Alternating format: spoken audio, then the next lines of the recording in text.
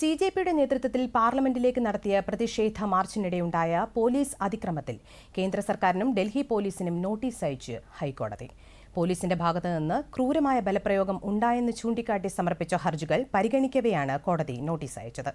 സംഭവവുമായി ബന്ധപ്പെട്ട സിസിടിവി ദൃശ്യങ്ങൾ ഉൾപ്പെടെയുള്ള രേഖകൾ സംരക്ഷിക്കുവാൻ ഉത്തരവിട്ടുകൊണ്ടാണ് കോടതിയുടെ നടപടി. Chief justice DK Upadhyaya, justice Tejas Kariya എന്നിവരടങ്ങിയ ബെഞ്ചാണ് ഹർജികൾ പരിഗണിച്ചത്.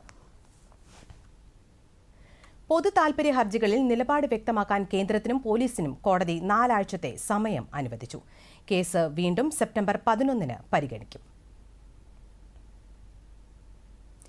നീറ്റ് പരീക്ഷയുടെ ക്രമവിരുദ്ധമായ നടത്തിപ്പിനെതിരെ സമരം ചെയ്ത വിദ്യാർത്ഥി സമൂഹത്തെയും പ്രതിപക്ഷ നേതാവ് രാഹുൽ ഗാന്ധി ഉൾപ്പെടെയുള്ള MPമാരെ കയ്യേറ്റം ചെയ്ത സംഭവത്തിൽ ഇന്ന് KSUവിന്റെ വിദ്യാഭ്യാസ ബന്ദ്.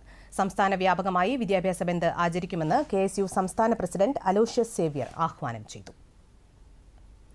അതേസമയം കേന്ദ്രമന്ത്രി ധർമ്മേന്ദ്ര പ്രധാൻ രാജിവെക്കുക, NDA പിരിച്ചുവിടുക, അവകാശ പത്രിക അംഗീകരിക്കുക എന്നീ ആവശ്യങ്ങൾ ഉയർത്തി SFI ഇന്ന് ലോക് ഭവൻ മാർച്ച് സംഘടിപ്പിക്കും. പ്രതിപക്ഷ നേതാവ് പിണറായി വിജയൻ പ്രതിഷേധം ഉദ്ഘാടനം ചെയ്യുമെന്ന് SFI സംസ്ഥാന സെക്രട്ടറി PS സഞ്ജീവ് പറഞ്ഞു.